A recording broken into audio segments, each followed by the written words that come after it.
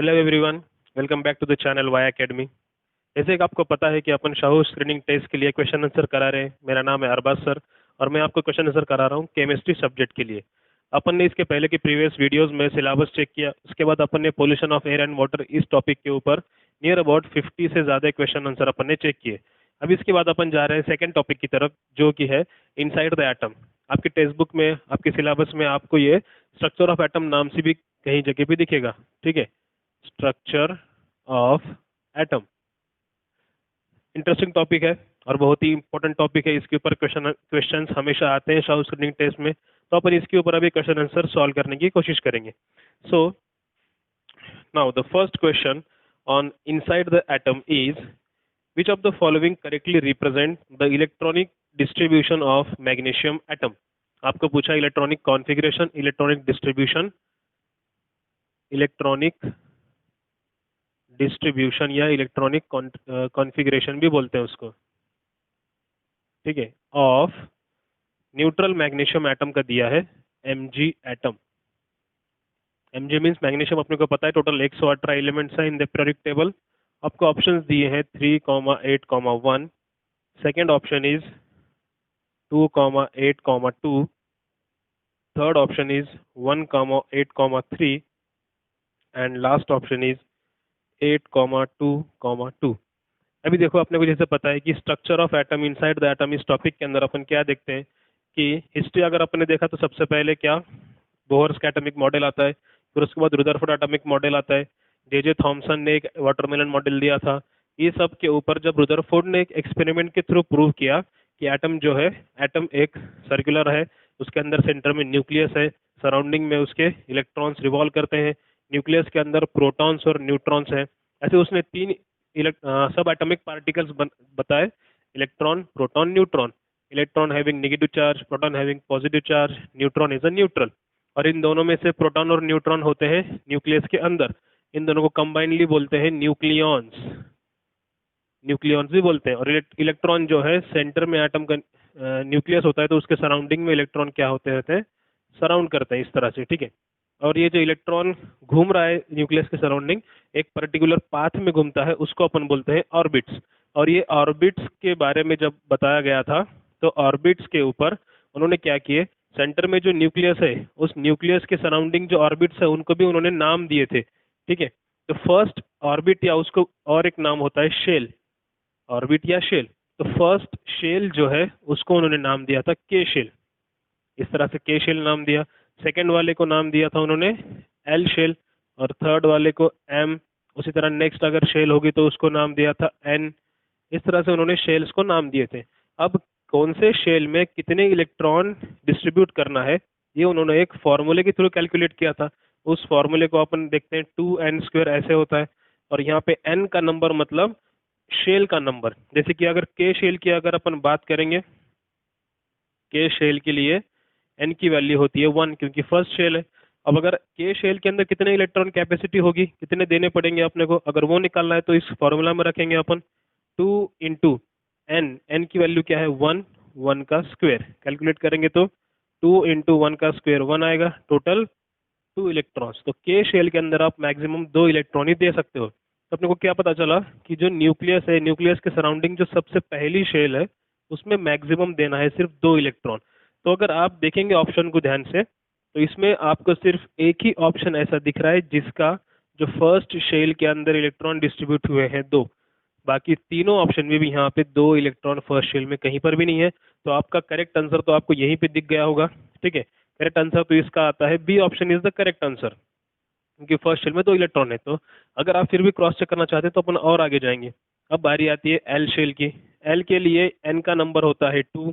L shell के लिए रखो फॉर्मूला में 2 इंटू 2 का स्क्वायर, 2 इंटू 2 का स्क्वायर आएगा 4, 4 2 जा 8। 8 इलेक्ट्रॉन्स की कैपेसिटी होती है सेकेंड शेल के अंदर। तो ये दिख रहा है आपको, ये हो गई के शेल, ये आ गई एल शेल। एल शेल में आ गए अभी 8 इलेक्ट्रॉन्स। अभी अपने को पता है कि मैग्नीशियम जो है उसका एटॉमिक नंबर आता है 12। एटॉमिक नंबर अपन यहाँ पे लिखते हैं। अभी आता है question, what is atomic number. अब एटॉमिक नंबर की डेफिनेशन क्या होती है, एटॉमिक नंबर मीन्स किसी एटम के अंदर, एटॉमिक नंबर मीन्स किसी एटम के अंदर जितने इलेक्ट्रॉन्स होते हैं और कितने प्रोटॉन्स होते हैं, number of electrons or number of protons is called as its atomic number. तो अगर मैं बात करूं मैग्नीशियम की, मैग्नीशियम के अंदर अगर 12 उसका एटॉमिक नंबर है तो उसके अंदर इलेक्ट्रॉन्स हैं 12 और प्रोटॉन्स हैं 12।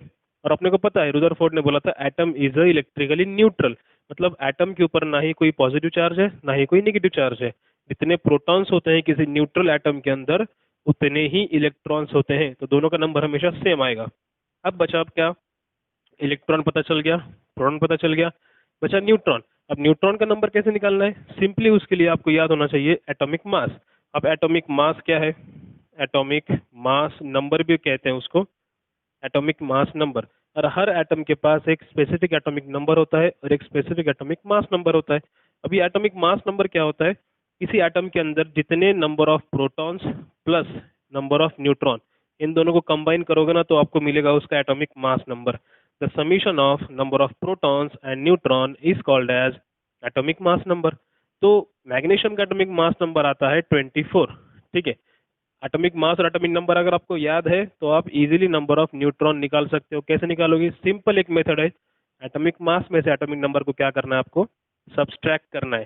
तो जो भी आंसर आएगा वो होंगे आपके नंबर ऑफ न्यूट्रॉन्स। आपको atomic number atomic mass number पूरे एलिमेंट्स के मिल जाएंगे, आपके टेक्स्ट बुक में भी है, चाहे तो आप इंटरनेट से भी निकाल सकते हो।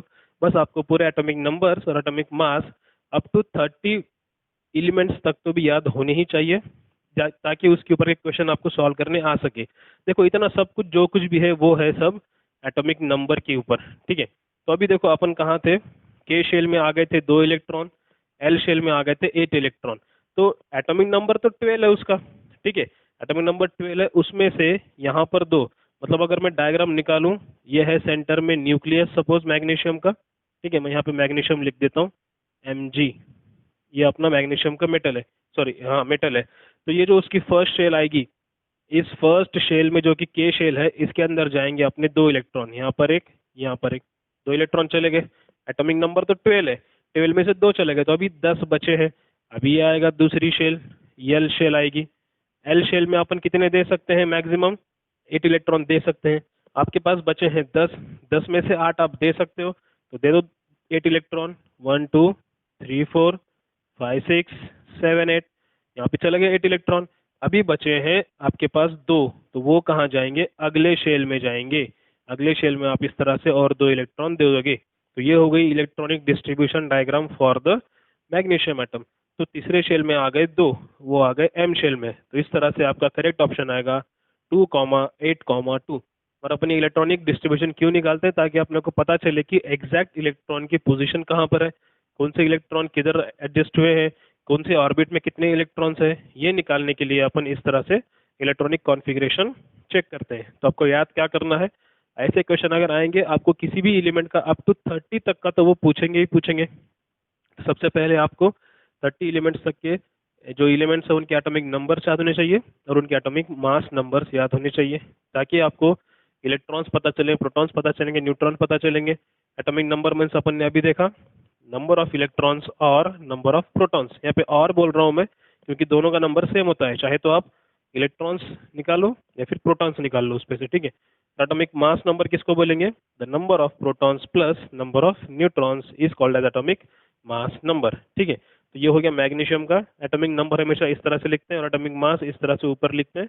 ठीक है, अगर एटॉमिक मास में से एटॉमिक नंबर को सब्सट्रैक्ट करोगे तो आपको नंबर ऑफ न्यूट्रॉन्स किसी भी एटम के मिल जाएंगे। ठीक है, एक सिंपल मेथड है, ट्रिक है न्यूट्रॉन्स का नंबर निकालने के लिए। तो इस तरह से शेल्स होते हैं, फर्स्ट शेल को कहा जाता है के शेल, बाद में एल, फिर एम, फिर एन, ओ, पी, इस तरह से कंप्लीट शेल्स दिए जाते हैं, उनको नाम दिए जाते हैं। और आप इस फॉर्मूले से 2n² वाले फॉर्मूले से हर शेल की जो मैक्सिमम इलेक्ट्रॉन कैपेसिटी है वो आप निकाल सकते हो। ठीक है, तो इस क्वेश्चन का आपने को आंसर क्या मिला, option B is the right. Electronic distribution for magnesium atom is 2,8,2। इस तरह से आप जितने क्वेश्चंस आएंगे उसका कैलकुलेट कर सकते हैं। अभी चलते हैं सेकंड क्वेश्चन की तरफ।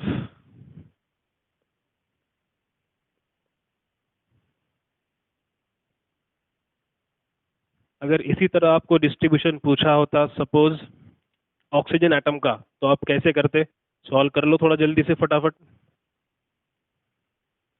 आपको मैंने बोला ऑक्सीजन एटम का एटॉमिक नंबर क्या है आपको पता होना चाहिए। एटॉमिक नंबर होता है 8, एटॉमिक मास होता है 16। तो इसका ईपीएन क्या आएगा, इलेक्ट्रॉन प्रोटॉन न्यूट्रॉन क्या आएंगे, इलेक्ट्रॉन आएंगे 8, क्योंकि एटॉमिक नंबर जितना होता है उतने ही इलेक्ट्रॉन्स होते हैं। प्रोटॉन्स आएंगे 8, क्योंकि जितना एटॉमिक नंबर उतने ही प्रोटॉन्स। न्यूट्रॉन निकालने के लिए 16 माइनस 8 करना है, तो भी आएगा आंसर आपका 8 ही आएगा। ये हो गया आपके ईपीएन। अब बात आती है इलेक्ट्रॉनिक डिस्ट्रीब्यूशन की। तो सेंटर में होगा ऑक्सीजन का न्यूक्लियस। उसके फर्स्ट शेल में अपने को पता है कि शेल में कैपेसिटी होती है 2 इलेक्ट्रॉन की। तो 8 में से 2 चले गए, कितने बचे, 6 इलेक्ट्रॉन बचे अभी। चलो सेकेंड शेल की तरफ। सेकेंड शेल की कैपेसिटी होती है 8 इलेक्ट्रॉन्स की। आपके पास तो बचे हैं सिर्फ 6, तो जितने बचे हैं उतने दे दो उसको। ठीक है, ऐसे नहीं करना है कि अरे आपने पास तो 8 है ही नहीं, ये तो गलत हो गया, ऐसे नहीं होता है। जितने आपके पास इलेक्ट्रॉन्स है उतने वहाँ पे आप ड्रॉ कर सकते हो। तो distribution for oxygen atom is 2,6। इस तरह से आप सॉल्व कर लेना। जितने एलिमेंट्स है आप एटॉमिक नंबर्स निकालो 30 एलिमेंट्स तक के, और उनके इस तरह से सॉल्व करके डिस्ट्रीब्यूशन निकाल लो। चलते हैं नेक्स्ट क्वेश्चन की तरफ। Rutherford's alpha particle scattering experiment resulted in the discovery of. पूछ रहा है रुदरफोर्ड ने एक एक्सपेरिमेंट किया था। रुदरफोर्ड एक साइंटिस्ट का नाम है। Rutherford alpha particle scattering experiment. ठीक है, थोड़ी सी मैं आपको ब्रीफ में इंफॉर्मेशन दूंगा इस एक्सपेरिमेंट के बारे में कि इसमें हुआ क्या था। सिंपली रुदरफोर्ड ने क्या किया था, रुदरफोर्ड से पहले जो जे जे थॉमसन था उसने क्या बोला था, एटम जो है एक वाटरमेलन की तरह है।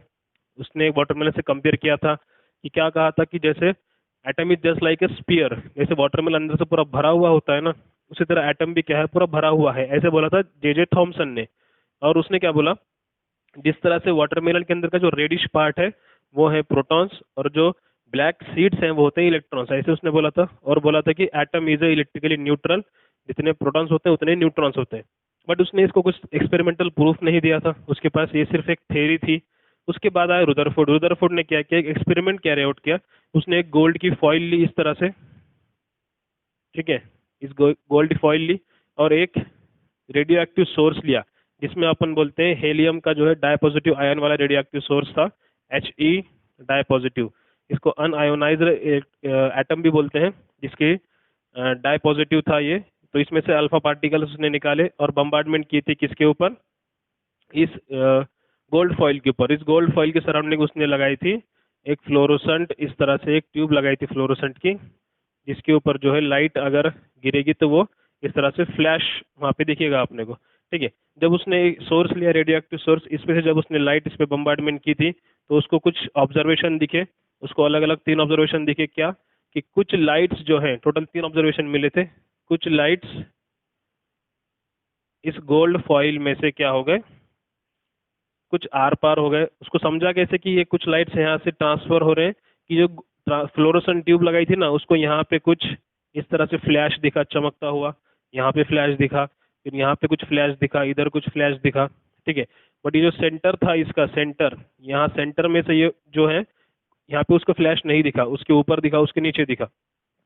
तो इन 3 ऑब्जर्वेशन पे उसने क्या कंक्लूजन निकाला कि ये जो एटम है कोई भी एक, ये गोल्ड फॉइल का जो उसने लिया था, जो एटम है, एटम के जो, इसका पहला ऑब्जर्वेशन था कि सम रेज गेट रिफ्लेक्टेड बैक, कुछ रेज जो है जिस तरह से गए थे उसी तरह उसी डायरेक्शन में वापस आ गए। ठीक है, अब कोई चीज अगर अपन फेंक रहे हैं किसी वॉल के ऊपर, अगर वहाँ पे वॉल है तो वो क्या होगी, उसको वहाँ पे ऑब्स्टेकल मिलेगा और वो वहाँ से बाउंस बैक हो जाएगी, क्योंकि वहाँ पे एक वॉल है।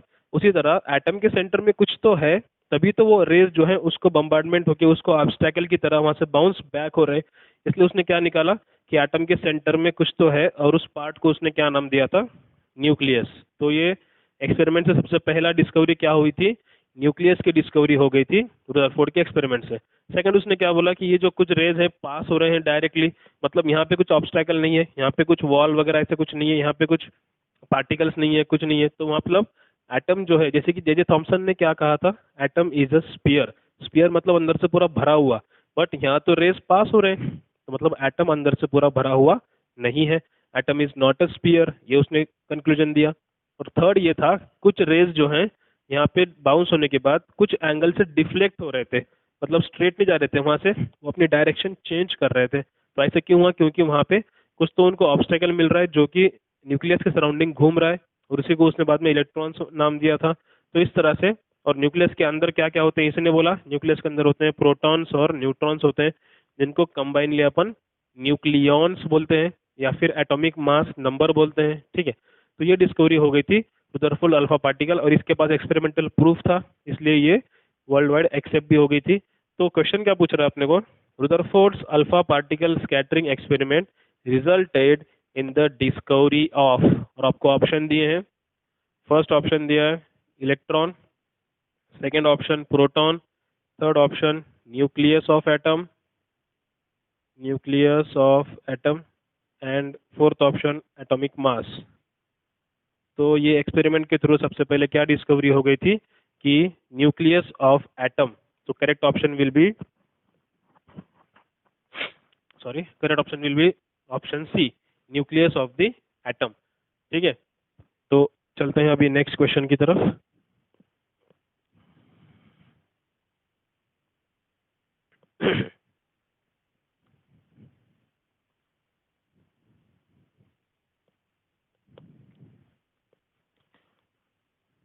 Now the third question, the number of electrons in an element X, एक आपको X एलिमेंट दिया है, उसके अंदर क्या बोल रहा है, the number of electrons in element X is 15, उसके अंदर 15 नंबर ऑफ इलेक्ट्रॉन्स है, and the number of neutrons is 16, number of neutron जो है वो है 16।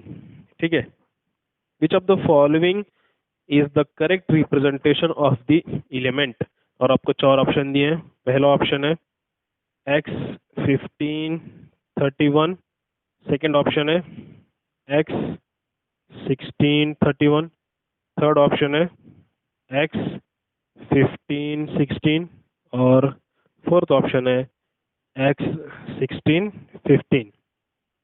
जैसे कि अभी देखा अपन ने कि अगर कोई एक एलिमेंट है तो एलिमेंट का जो है एटॉमिक नंबर जो है वो इस तरह से यहाँ पे लिखते हैं लेफ्ट हैंड साइड में नीचे, और एटॉमिक मास जो है वो ऊपर लिखते हैं। ठीक है, atomic number denoted by Z, atomic mass denoted by A alphabet. ठीक है, तो एटॉमिक नंबर होता है नीचे, एटॉमिक मास होता है ऊपर। आपको क्या बोल रहा है वो कि ये जो X एलिमेंट है, इस X एलिमेंट के अंदर इलेक्ट्रॉन्स कितने हैं 15, और प्रोटॉन्स नहीं दिया, न्यूट्रॉन है 16। तो अपने को पता है कि किसी भी एलिमेंट का एटॉमिक नंबर मतलब क्या होता है, नंबर ऑफ इलेक्ट्रॉन्स और नंबर ऑफ प्रोटॉन्स, दोनों का नंबर सेम होता है। या और एटॉमिक मास मतलब क्या होता है, अभी मैंने समझाया था, atomic mass number means summation of number of protons and neutron. अभी देखो आपको दिया क्या है उसने, नंबर ऑफ इलेक्ट्रॉन्स दिए हैं, मतलब जितने नंबर ऑफ इलेक्ट्रॉन्स होंगे उतने ही एक तो प्रोटॉन्स होंगे, सिंपल, क्योंकि एटम न्यूट्रल है। और जितना नंबर ऑफ इलेक्ट्रॉन्स का काउंट है या जितना नंबर ऑफ प्रोटॉन्स का काउंट है उतना उसका होता है एटॉमिक नंबर। मतलब आपको सब कुछ दिया है उसने, नंबर ऑफ एटॉमिक नंबर भी दिया है उसने आपको 15। अब बचा एटॉमिक मास। एटॉमिक मास कैसे निकालोगे, सिंपल, P+N कर दो, मतलब प्रोटॉन्स प्लस न्यूट्रॉन्स कर दो। 15 प्लस 16 कितना आएगा, 31 आएगा, इस तरह से। ठीक है, तो एटॉमिक मास क्या आ गया 31, और सब्सट्रैक्ट करके देख लो आपको वापस से 16 ही मिलेगा।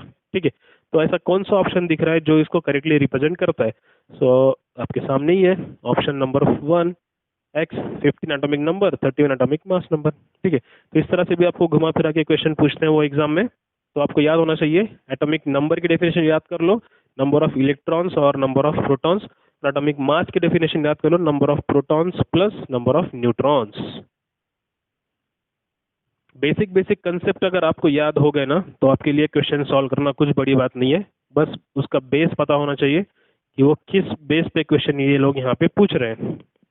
Okay, next question, which of the following are true for an element. आपको 4 सेंटेंस दिए उसने, पूछ रहा है which of the following is true, आपको ट्रू सेंटेंस पता करना है for an element. Okay, first आपको दिया है उन्होंने क्वेश्चन, पहला ऑप्शन दिया है atomic number equals to number of protons plus number of electrons. Second दिया है mass number equal to number of protons plus number of neutrons. ये कुछ आपको असर्शंस दिए उन्होंने, atomic mass equal to number of protons equal to number of neutrons. और चौथा assertion दिया है atomic number equal to number of protons equal to number of electrons. और पूछा है इसमें से कौन से सेंटेंस करेक्ट है। अगर फर्स्ट एंड सेकंड करेक्ट होगा तो ऑप्शन ए देख लो। सेकंड ऑप्शन दिया है फर्स्ट एंड थर्ड करेक्ट है, कहा है सी ऑप्शन दिया है सेकंड एंड थर्ड करेक्ट है। और लास्ट ऑप्शन दिया है सेकंड एंड फोर्थ करेक्ट है। देखो सिंपल डेफिनेशन अपने को पता है, अभी आपने जस्ट देखा था एटॉमिक नंबर एटॉमिक मास क्या होता है। एटॉमिक नंबर मतलब नंबर ऑफ इलेक्ट्रॉन्स और नंबर ऑफ प्रोटॉन्स, और होता है पॉजिटिव तो है नहीं, मतलब ये सेंटेंस जो है गलत है।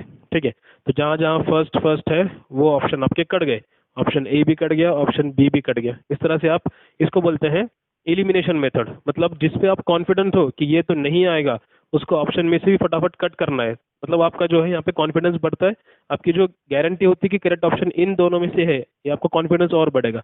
अभी देखते हैं मास नंबर बोला है उसने। मास नंबर आपने को पता है atomic mass number means number of protons plus number of neutron. तो ये ऑप्शन करेक्ट है यहाँ पे, मतलब सेकंड वाला करेक्ट है। तो दोनों ऑप्शन में भी सेकंड सेकंड है, यहाँ पे भी अभी आपको करेक्ट आंसर नहीं मिला है, दोनों में सेकंड सेकंड है। चलो आगे चलते हैं। Atomic mass means number of protons equal to number of neutrons, ऐसे तो नहीं होता है क्योंकि पॉजिटिव होता है, तो ये गलत हो गया, मतलब थर्ड वाला गलत है। सेकंड और थर्ड ये तो पेयर नहीं आएगी फिर, क्योंकि आपको सिर्फ ट्रू पूछने को ट्रू पूछा है उसने। चलो फिर भी सेकंड देखते हैं, लास्ट वाला देखते हैं। Atomic number equal to number of protons equal to number of neutrons.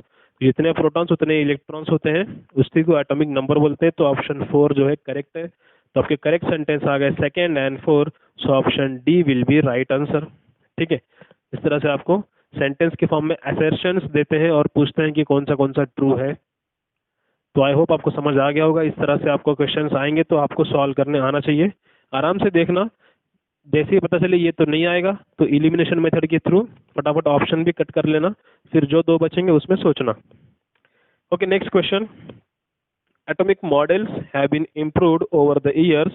Arrange the following atomic models in the order of their chronological order।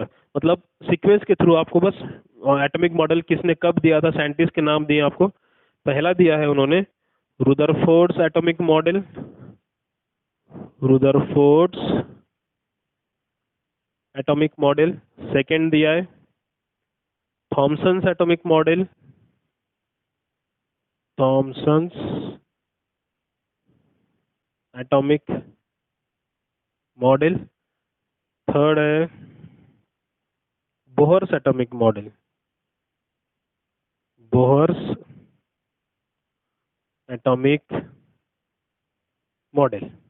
ठीक है, इस तरह से आपको चार दिए उसने, Rutherford atomic model, Thomson atomic model, Bohr's atomic model. और पूछा है क्रोनोलॉजिकल ऑर्डर लगाओ, मतलब पहले किसने कौन सा मॉडल दिया था, कौन से साइंटिस्ट ने सबसे पहले ये मॉडल दिया, फिर उसके बाद किसने दिया, फिर उसके बाद किसने दिया।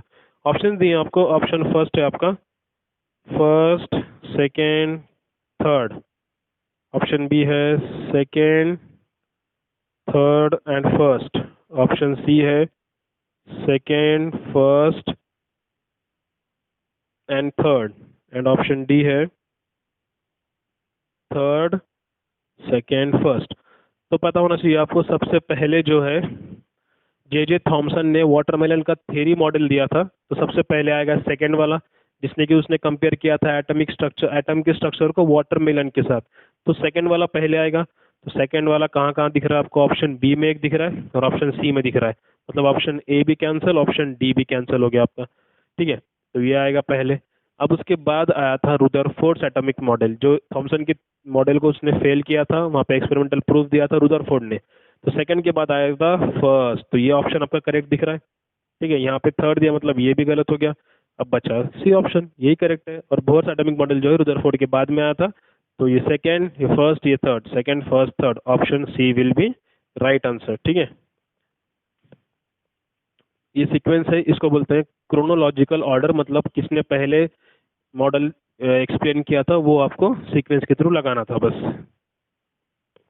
ठीक है, नेक्स्ट क्वेश्चन है question number 6। The ion of an element has 3 positive charges. आपको एक एलिमेंट दिया है, ठीक है, मैं उसको एक्स कंसिडर करता हूँ। ठीक है, क्वेश्चन इंटरेस्टिंग है, ध्यान से देखो। The ion of an element, ये एक एलिमेंट है और इसका एक आयन है। देखो आयन मतलब क्या, पहले समझाता हूँ। आयन्स होते हैं दो टाइप के, ठीक है।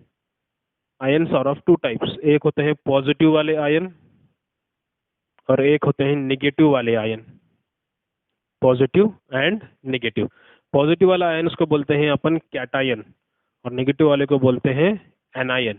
ठीक है, आयन मतलब क्या एक्चुअल में, अगर कोई एलिमेंट है, ठीक है, जितने भी एलिमेंट्स है टोटल 118 एलिमेंट्स है, अगर उसमें से कोई एलिमेंट किसी दूसरे एलिमेंट को अगर इलेक्ट्रॉन डोनेट कर रहा है, क्योंकि सेंटर में न्यूक्लियस है, न्यूक्लियस के सराउंडिंग क्या घूमते रहते हैं, इलेक्ट्रॉन्स घूमते रहते हैं इस तरह से। ठीक है, अगर कोई एटम किसी दूसरे एटम को इलेक्ट्रॉन अगर डोनेट कर रहा है, मतलब उसका इलेक्ट्रॉन वहां से लॉस हो रहा है ना, इलेक्ट्रॉन जा रहा है उसका, तो जब इलेक्ट्रॉन लॉस होता है तो उस पे आता है पॉजिटिव चार्ज। ठीक है, अगर एक इलेक्ट्रॉन लॉस हुआ तो उस पे आएगा एक पॉजिटिव चार्ज, अगर दो लॉस हो गए तो दो पॉजिटिव चार्ज, तीन लॉस हो गए तो तीन पॉजिटिव चार्ज। ऐसे इलेक्ट्रॉन लॉस होने पे पॉजिटिव चार्जेस आते हैं। और अगर कोई इलेक्ट्रॉन किसी दूसरे एटम से, दूसरे एलिमेंट से इलेक्ट्रॉन अगर ले रहा है तो उसके ऊपर आता है नेगेटिव चार्ज, मतलब उसने एक्स्ट्रा इलेक्ट्रॉन लिया है किसी और एलिमेंट से। अगर उसने एक इलेक्ट्रॉन लिया है तो उस पर आएगा एक नेगेटिव चार्ज, दो लिए हैं तो उस पर आएगा दो नेगेटिव चार्ज, तीन लिया है तो तीन नेगेटिव चार्ज। ऐसे नेगेटिव चार्ज का मीनिंग होता है कि उसने इलेक्ट्रॉन जो है एक्सेप्ट किए हैं किसी और एलिमेंट से। तो इस तरह के दो टाइप के आयन्स बनते हैं, एक होता है पॉजिटिव वाला उसको बोलते हैं अपन कैटायन, एक होता है नेगेटिव वाला उसको बोलते हैं एनायन। तो आपको क्वेश्चन में बोल रहा है वो कि एक एलिमेंट है जिसका आयन है और उसके ऊपर तीन पॉजिटिव चार्जेस हैं, मतलब ये तीन पॉजिटिव चार्ज वाला है। Mass number of the atom is 27, उसने आपको उसका एटॉमिक मास दिया है जो कि है 27। अब अगर जिसको एटॉमिक मास याद है ना, उसको फटाफट क्लिक हो गया होगा कि ये कौन सा एलिमेंट है। ठीक है, एटॉमिक मास याद करने का यही फायदा है, जिसको ये एटॉमिक मासेस याद है एलिमेंट्स के, उसको पता चल गया ये कौन सा एलिमेंट है। चलो फिर भी देखते हैं। And the number of neutrons is 14, और क्या दिया है, नंबर ऑफ न्यूट्रॉन्स दिए हैं 14 दिए हैं उसने। ठीक है, what is the number of electrons in the ion, आपको पूछा है नंबर ऑफ इलेक्ट्रॉन्स कितने हैं। अभी देखो उसने क्या क्या दिया है अपने को, एलिमेंट के ऊपर इतने पॉजिटिव चार्ज है, मतलब इस पॉजिटिव चार्ज का मीनिंग क्या है कि उसने इतने इलेक्ट्रॉन्स जो है डोनेट किए हैं, उसका लॉस हुआ है तीन इलेक्ट्रॉन का, तो ये तो उसके ऊपर तीन पॉजिटिव चार्ज है। एटॉमिक मास दिया है, अभी अपने को एटॉमिक मास की डेफिनेशन पता है, क्या एटॉमिक मास की definition, atomic mass number equal to number of protons plus number of neutrons। ठीक है, अभी आपको इस एलिमेंट का एटॉमिक मास पता है 27, आपको प्रोटॉन्स नहीं पता, इसके प्रोटॉन्स नहीं दिए आपको, बट आपको न्यूट्रॉन्स तो दिए है ना, न्यूट्रॉन्स है 14।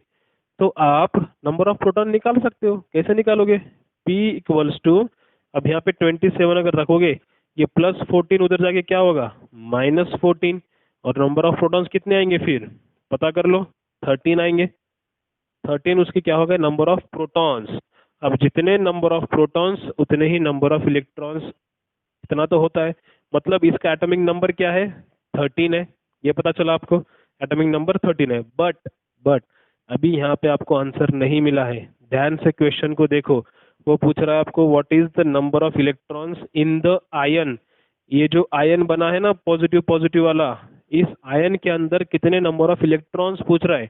ऑप्शन दिए आपको, पहला ऑप्शन है 13, दूसरा ऑप्शन है 10, तीसरा ऑप्शन है 14 और चौथा ऑप्शन है 16। अभी कुछ लोगों को क्या लगेगा, अरे सब्स्टिट्यूशन करने के बाद आया 13, जितने प्रोटॉन उतने इलेक्ट्रॉन, मतलब option A is the correct लगेगा उनको। बट यहाँ पे कहानी में ट्विस्ट है, 13 वाला ऑप्शन जो है गलत आएगा। क्यों, अगर उसने यहाँ पे आयन का नहीं पूछा होता तो 13 वाला ऑप्शन करेक्ट होता, बट उसने पूछा है इस आयन के अंदर अब कितने इलेक्ट्रॉन बचे हैं।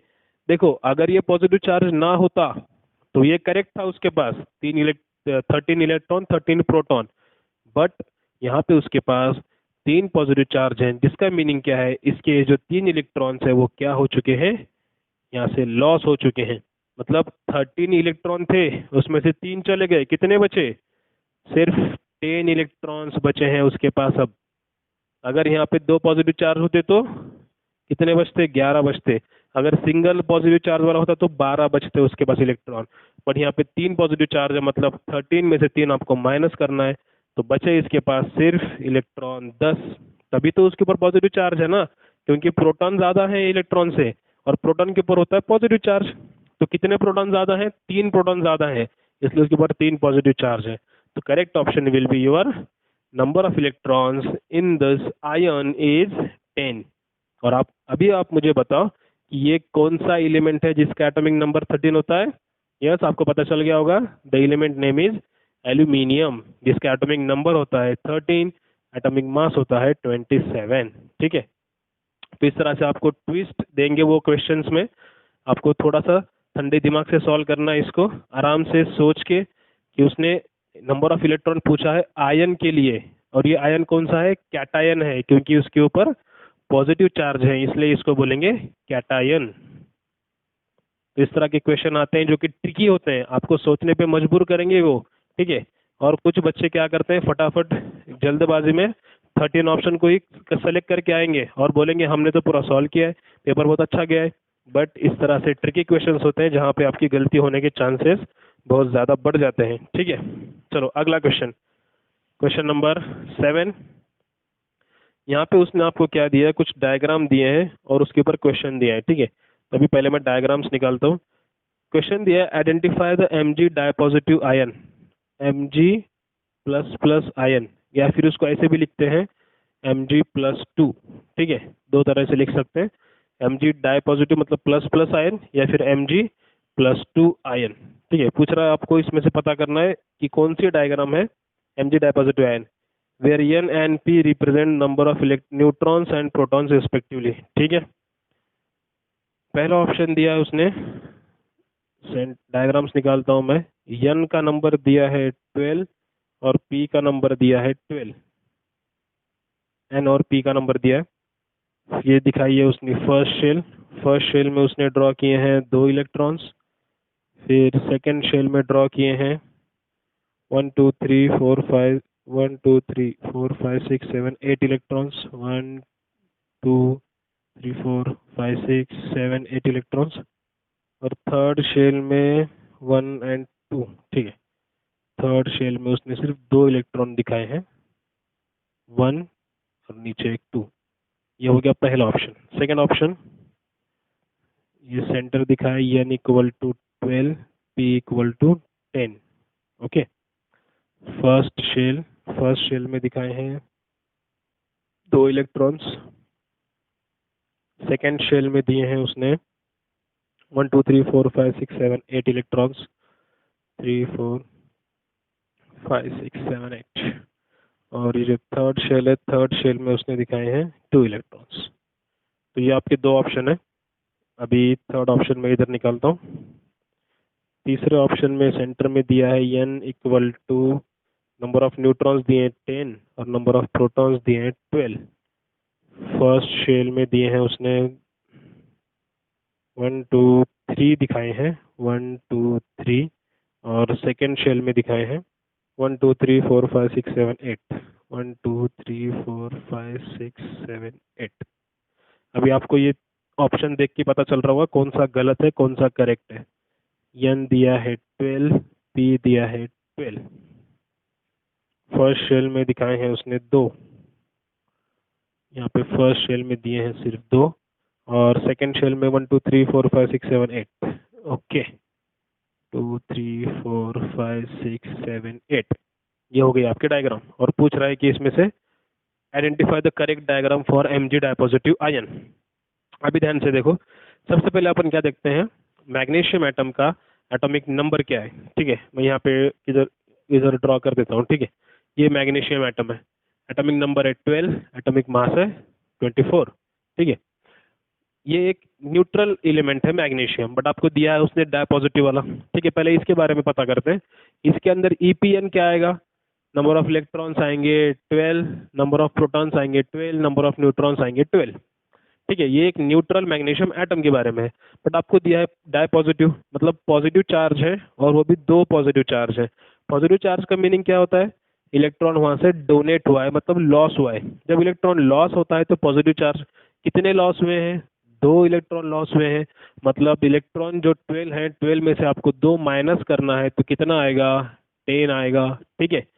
और अभी पूछा है इसमें से कौन सी डायग्राम है करेक्ट वाली। ठीक है। अगर अपन ये न्यूट्रल एलिमेंट के बारे में सोचेंगे ना, तो न्यूट्रल इसका कॉन्फ़िगरेशन क्या आएगा? 2,8,2 न्यूट्रल वाले का। ठीक है। बट जब 2 इलेक्ट्रॉन लॉस हुए ना, तो ये जो आखिरी वाले 2 इलेक्ट्रॉन है ये नहीं है इसके पास अब, तो इसका कॉन्फ़िगरेशन क्या आएगा? सिर्फ 2,8। किसका? डाई पॉजिटिव वाले का। और अगर ये न्यूट्रल वाला है तो इसका आएगा 2,8,2, जिसके ऊपर नो एनी चार्ज। तो डाई पॉजिटिव वाले का क्या है? 2,8। मतलब इस डाई पॉजिटिव वाले के अंदर सिर्फ दो ही शेल हैं, एक तो पहली वाली के और दूसरे वाली यल। अभी आपको इतने पे ही पता चल गया होगा कि कौन से ऑप्शन इलिमिनेट होंगे और कौन से ऑप्शन में आपकी टक्कर होगी। ठीक है। देखो यहाँ पे फर्स्ट सेकंड थर्ड, यहाँ पे फर्स्ट सेकंड थर्ड, मतलब तीन तीन शेल दिखाई है। मतलब ऑप्शन ए भी नहीं आएगा और ऑप्शन बी भी नहीं आएगा, क्योंकि डायपॉजिटिव में से तो 2 इलेक्ट्रॉन चले गए जो सबसे लास्ट शेल में थे। अब जब इलेक्ट्रॉन ही नहीं होंगे तो शेल कहाँ से आएगी? ठीक है। तो बसे हैं सिर्फ 2 सब शेल। तो यहाँ पे 2 शेल वाले 2 ऑप्शन है। अभी देखो नंबर ऑफ प्रोटॉन कितने हैं डायपॉजिटिव वाले के अंदर। अभी ये अपने यहाँ निकाला है डायपॉजिटिव। नंबर ऑफ प्रोटॉन्स हैं 12। नंबर ऑफ प्रोटॉन्स हैं 12। नंबर ऑफ न्यूट्रॉन्स आएंगे 12, बट यहाँ पे कितना दिया है? नंबर ऑफ न्यूट्रॉन्स 10 दिया है। मतलब ये ऑप्शन गलत है। और दूसरी गलती क्या है? इसने फर्स्ट शेल में 3 इलेक्ट्रॉन दिखाए हैं। ऐसे तो होता ही नहीं है, फर्स्ट शेल में सिर्फ 2 होते हैं। मतलब ये ऑप्शन भी आपका कट गया। चलते हैं लास्ट ऑप्शन की तरफ। Number of neutrons 12, number of neutrons 12, number of protons 12, number of protons 12, ये तो करेक्ट आ गया। फर्स्ट शेल में 2 इलेक्ट्रॉन, फर्स्ट में 2। सेकेंड शेल में 8 इलेक्ट्रॉन, सेकेंड शेल में 8 इलेक्ट्रॉन। मतलब ये एक्यूरेट डायग्राम है for Mg dipositive ion. So your correct option will be option D. ठीक है। और अगर न्यूट्रल एलिमेंट होता तो उसका आता करेक्ट वाला ये। अगर यहाँ पे मैं चेंज कर दूं ना थोड़ा सा 12, तो ये आएगा Mg का, जिसपे कोई पॉजिटिव चार्ज नहीं है। तो उसके अंदर इलेक्ट्रॉन भी 12, प्रोटॉन भी 12, न्यूट्रॉन भी 12। पहले में 2, दूसरे में 8, तीसरे में 2। ये होता नॉर्मल न्यूट्रल मैग्नीशियम का। बट अगर डायपॉजिटिव वाला बोला है तो उसका ये आएगा। ठीक है। तो आई होप ये समझ आ गया होगा आपको। Correct option will be option D. तो जिसको बेसिक याद है, atomic number, atomic mass, neutrons कैसे निकालते हैं, प्रोटॉन्स कैसे निकालते हैं, उसको ये अच्छे से पूरा क्लियर हो जाएगा कि कौन से एलिमेंट हैं, कितने इलेक्ट्रॉन्स होंगे। अगर लॉस हुआ है तो फिर उसकी सब शेल में देखना कितने इलेक्ट्रॉन का लॉस हुआ है, कितने का गेन हुआ है, ये चेक करना है आपको। Okay, question number 8। The first model of an atom was given by, बोल रहा है first model of an atom is given by. सबसे पहले किसने एटम का फर्स्ट मॉडल दिया था? Option is an bore, Niels Bohr है जो कि साइंटिस्ट का नाम ये। Second is E Goldstein. Third option is Rutherford, Rutherford. And last option is J J Thomson. जो मैंने आपको बताया था जे जे थॉमसन, अभी इसके पहले क्वेश्चन आता क्रोनोलॉजिकल ऑर्डर लगाओ, पहले कौन बाद में कौन, तो उसमें सबसे पहले आया था अपना थॉमसन वाला। ठीक है। तो वही आंसर यहाँ पे भी करेक्ट है। सबसे फर्स्ट मॉडल जो दिया था जे जे थॉमसन ने दिया था, जिसको अपन बोलते हैं J J Thomson's watermelon model या J J Thomson's atomic model. So correct option will be option D.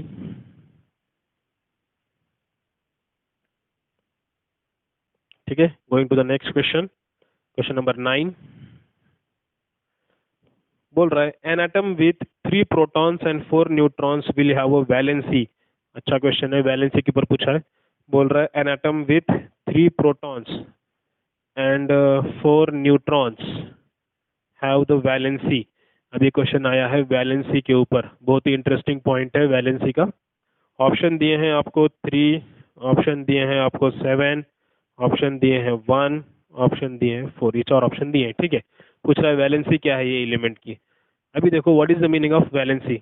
Valency क्या होती है कि अगर कोई एलिमेंट किसी दूसरे एलिमेंट के साथ अगर बॉन्ड फॉर्म कर रहा है या कंपाउंड फॉर्म कर रहा है, तो कितने इलेक्ट्रॉन वो डोनेट करेगा या कितने इलेक्ट्रॉन एक्सेप्ट करेगा, उस नंबर को अपन बोलेंगे valency. The number of electrons which an atom can donate और accept while forming a chemical bond या फिर while forming a compound is known as valency। अब ये तो हो गई डेफिनेशन, मतलब अगर कोई एक्स एलिमेंट है, इसको अगर किसी वाई एलिमेंट के साथ कंबाइन होना है तो ये कितने इलेक्ट्रॉन या तो डोनेट करेगा या कितने इलेक्ट्रॉन एक्सेप्ट करेगा, उस नंबर को क्या बोलेंगे, उसकी वैलेंसी। मतलब जितना चार्ज उसके ऊपर हो सकता है वो उसकी क्या हो जाएगी, वैलेंसी। ठीक है, अभी बात करते हैं जो आपको एलिमेंट दिया है ना उसके बारे में क्या क्या दिया है। सपोज वो एक्स एलिमेंट है, उसके उन्होंने प्रोटॉन्स दिए हैं 3 और न्यूट्रॉन्स दिए हैं 4, और ना ही कोई आयन बताया है, कुछ नहीं बताया। मतलब जितने प्रोटॉन्स उतने ही इलेक्ट्रॉन्स, और जितने प्रोटॉन इलेक्ट्रॉन उतना उसका आएगा एटॉमिक नंबर। और अगर दोनों को कंबाइन करो 3 + 4 तो आएगा 7, क्या आएगा उसका एटॉमिक मास। ठीक है, तो ये ऐसा एलिमेंट है जिसका एटॉमिक नंबर 3 है। ये कैसे पता किया आपने, नंबर ऑफ प्रोटॉन से पता किया, और जितने प्रोटॉन्स होते हैं उतने ही इलेक्ट्रॉन्स होते हैं, और वही उसका एटॉमिक नंबर होता है। तो 3 एटॉमिक नंबर है और 7 एटॉमिक मास कैसे निकाला। एटॉमिक मास की डेफिनेशन ही क्या है, atomic mass equal to number of protons plus number of neutrons. 3 + 4 = 7, 7 आएगा एटॉमिक मास। तो पीरियोडिक टेबल में ऐसा कौन सा एलिमेंट है जिसका एटॉमिक नंबर 3 है, तो वो है लिथियम। Li उसका सिंबल होता है। लिथियम का एटॉमिक नंबर है 3, एटॉमिक मास है 7। तो आपको पूछ रहा है लिथियम की वैलेंसी क्या है। अब लिथियम की वैलेंसी निकालने के लिए सबसे सिंपल है, आपको लिथियम का एटॉमिक नंबर तो पता चल गया है 3 है, बट लिथियम किस तरह के आयन फॉर्म करता है रिएक्शन के अंदर, क्या वो इलेक्ट्रॉन डोनेट करता है या इलेक्ट्रॉन एक्सेप्ट करता है। तो इसके लिए पता होना चाहिए लिथियम की प्रॉपर्टी क्या है। तो लिथियम एक्चुअल में है मेटल, और मेटल जो है इलेक्ट्रॉन हमेशा डोनेट करते हैं। ठीक है, लिथियम इज अ मेटल जो कि पीरियोडिक टेबल में लेफ्ट हैंड साइड में आता है, तो वो है एक्चुअल में एक मेटल। इस तरह से आपका होता है पीरियोडिक टेबल। तो ये हो गया, तो इसमें लेफ्ट हैंड साइड में आता है मेटल जो कि लिथियम यहाँ पे आता है। ये लेफ्ट हैंड साइड में ऐसे होते हैं पूरे मेटल्स, यहाँ पे होते हैं मेटालॉइड्स और ये होते हैं नॉन मेटल्स। ठीक है, तो ये मेटल्स हैं जो लिथियम जो कि इलेक्ट्रॉन डोनेट करने में बिलीव करता है। अब बात आती है, चलो डोनेट करता है, कितने डोनेट करता है वो नंबर भी तो पता होना चाहिए। वही नंबर तो अपनी वैलेंसी है, डोनेट कितने करेगा। तो ये निकालने के लिए सबसे पहले आपको याद होने चाहिए कि जो पीरियोडिक टेबल में सबसे लास्ट ग्रुप होता है ना उसको बोलते हैं 18 ग्रुप एलिमेंट, या फिर उसको और एक नाम है रेयर अर्थ एलिमेंट, या उसको और नाम है नोबल गैस एलिमेंट। ठीक है, तो ये एलिमेंट्स के आपको एटॉमिक नंबर्स पता होने चाहिए। अब ये जो एलिमेंट्स है ना जो जो यहाँ पे आते हैं, helium, neon, एर्गॉन, krypton, xenon, Renan, ये एलिमेंट की खासियत क्या है कि ये एलिमेंट जो है एकदम वीआईपी एलिमेंट्स है। एकदम इनका जो इलेक्ट्रॉनिक कॉन्फ़िगरेशन है ना वो स्टेबल है। मतलब ये एलिमेंट्स ना ही रिएक्शन में पार्टिसिपेट करते हैं, ना किसी को इलेक्ट्रॉन देते हैं, ना किसी का इलेक्ट्रॉन लेते हैं। इनको इलेक्ट्रॉन की कोई ज़रूरत नहीं होती है क्योंकि ये स्टेबल है। इनका जो ऑक्टेट है वो स्टेबल है। तो जितने भी एलिमेंट्स हैं पीरियोडिक टेबल के अंदर वो सब इनके एटॉमिक नंबर को अचीव करना चाहते हैं। अब इनके एटॉमिक नंबर्स क्या क्या हैं, 2, 10, 18, 36, 54, 86, ये सब इनके एटॉमिक नंबर्स हैं। अब जितने भी एलिमेंट्स हैं वो चाहेंगे कि इनकी तरह इनका भी एटॉमिक नंबर बन जाए। अब अगर बात करेंगे लिथियम की, तो लिथियम के लिए सबसे इजी नज़दीक वाला नंबर कौन सा है। अगर आप देखोगे ना एटॉमिक नंबर 3 है, तो 3 के नज़दीक वाला कौन सा आएगा, 2 आएगा ऑब्वियसली। तो 3 और 2 में डिफरेंस कितने का आ रहा है, 1 का आ रहा है। और वो 1 जो है इसको 3 को अगर 2 होना है तो एक नंबर कम करना है या बढ़ाना है, ऑब्वियसली कम करना पड़ेगा। 3 में से जब एक माइनस होगा तभी तो 2 होगा ना। तो जितना उसको इलेक्ट्रॉन लूज करना है ना, कितने लूज करना पड़ेगा, 1। तो जितने लूज करेगा वही उसकी क्या हो जाएगी, वैलेंसी। मतलब लिथियम को अगर हेलियम की तरह बनना है तो 2 इलेक्ट्रॉन रखने पड़ेंगे उसके पास, जो एक्स्ट्रा है वो देना पड़ेगा। तो एक्स्ट्रा 1 है, जब वो एक इलेक्ट्रॉन जाएगा तो उस पर एक पॉजिटिव चार्ज आएगा, और जितने इलेक्ट्रॉन वो डोनेट कर रहा है वही उसकी क्या हो जाएगी, वैलेंसी। तो इसकी वैलेंसी क्या हो जाएगी, 1। तो आपको ऑप्शन कहाँ दिख रहा है, 1, ये option C is for the 1। तो इसकी वैलेंसी क्या हो गई, 1। सिंपल है, आपको बस एलिमेंट्स के एटॉमिक नंबर्स याद होने चाहिए, और ये एटॉमिक नंबर अगर याद हो जाएंगे तो ये नोबल गैसेस के एटॉमिक नंबर अगर आप याद रखोगे ना, बस आपको इनके एटॉमिक नंबर को इनके एटॉमिक नंबर के साथ कंपेयर करना है। अगर बात करूं ऑक्सीजन की, atomic number of oxygen is 8। अब अगर ऑक्सीजन को स्टेबल होना है तो उसके नज़दीक वाला कौन सा होगा, नियॉन होगा। डिफरेंस कितने का आएगा, इसका है 8, इसके पास 8 इलेक्ट्रॉन है, उसको चाहिए 10, मतलब ज़्यादा लेना है ना। कितने का डिफरेंस आएगा, 2 इलेक्ट्रॉन का। ठीक है, 2 इलेक्ट्रॉन लेना है या देना है, 8 को अगर 10 करना है तो इलेक्ट्रॉन लेने पड़ेंगे। तो कितने लेने पड़ेंगे, 2 लेने पड़ेंगे, तब जाके 10 होगा। तो ये जो 2 वो गेन कर रहा है ना, मतलब ले रहा है, कितने ले रहा है, 2 इलेक्ट्रॉन। तो जब लेगा तो माइनस चार्ज आएगा, कितने माइनस चार्ज आएंगे, 2 माइनस चार्ज आएंगे, क्योंकि 2 इलेक्ट्रॉन गेन कर रहा है। और जितने गेन कर रहा है वही उसकी क्या हो जाएगी, वैलेंसी। कितनी वैलेंसी आएगी फिर, 2 आएगी, किसके लिए, ऑक्सीजन के लिए। ठीक है, सिंपल है इस तरह से। तो एलिमेंट आपको दिए जाएंगे और आपको उसकी वैलेंसी निकालनी पड़ेगी इस तरह से। अभी और क्वेश्चन आएंगे तब अपन और इसके क्वेश्चन सॉल्व करेंगे। ठीक है, so option C will be right. Lithium की वैलेंसी होती है 1, क्योंकि उसके नजदीक वाला नोबल गैस एलिमेंट है हेलियम। कभी भी नजदीक वाला देखना जो उसके लिए इजी होगा। ठीक है, now next question, question number 10, which of the following statement is always correct. आपको पूछ रहा है ऑलवेज करेक्ट वाला स्टेटमेंट कौन सा है, always correct. Option A, an atom has equal number of electron and proton. An atom has, बोल रहा है equal number of electrons and proton, तो ये तो पता है, ये करेक्ट ऑप्शन है। ठीक है, an atom has equal number of electrons and neutrons, बोल रहा है an atom has equal number of electrons and neutrons. ये तो कहीं पे अभी देखा नहीं और होता भी नहीं है। इक्वल हो भी गया तो कुछ केस में इक्वल नहीं भी होता है, तो ये ऑप्शन तो गलत आएगा, अपने को यही पता चला। An atom has equal number of protons and neutrons, जरूरी नहीं है कि सेम हो, है ना। कहीं पे भी दिखा नहीं है ऐसे कि नंबर ऑफ प्रोटॉन्स सेम ही होते हैं न्यूट्रॉन से, ऐसा तो है ही नहीं, तो ये भी ऑप्शन गलत आएगा अपना। और पूछ रहा है an atom has equal number of electrons protons neutron, जरूरी नहीं है कि तीनों भी पार्टिकल जो है वो हमेशा ही सेम हो। ठीक है, तो बस करेक्ट स्टेटमेंट क्या आएगा, an atom has equal number of electrons and proton, so option A will be right answer. ठीक है, तो इस तरह से अपन ने आज कुछ क्वेश्चंस कवर किए फॉर इनसाइड द एटम या स्ट्रक्चर ऑफ एटम के लिए। अभी जो बाकी के क्वेश्चंस हैं अपन इसी तरह और अगले वीडियो में कवर करेंगे। तो आई होप आपको जितने क्वेश्चंस अभी लिए, जितने कंसेप्ट अपन ने देखे, अपन ने यहाँ पे कुछ इंटरेस्टिंग कंसेप्ट देखे, जैसे कि अभी जस्ट वैलेंसी देखा अपन ने, फिर atomic number, atomic mass, right, फिर उसके बाद और क्या क्या देखा, जैसे कि ऑर्डर देखी, कौन से साइंटिस्ट ने कौन सा एक्सपेरिमेंट देखा, अपन रुदरफोर्ड एटॉमिक मॉडल क्या था। ठीक है, इलेक्ट्रॉनिक कॉन्फ़िगरेशन देखा, इलेक्ट्रॉनिक डिस्ट्रीब्यूशन देखा, शेल्स देखे अपन ने, किस तरह के KEL, MN शेल होते हैं। आई होप जितना अपन ने कवर किया इस वीडियो में आपको समझ आ गया होगा। अभी अपन नेक्स्ट वीडियो में और ऐसे इंटरेस्टिंग कंसेप्ट और सीखेंगे और क्वेश्चन सॉल्व करेंगे जो कि आपके लिए हेल्पफुल होंगे स्क्रीनिंग टेस्ट के लिए। ठीक है, okay then, see you in the next video, thanks for watching.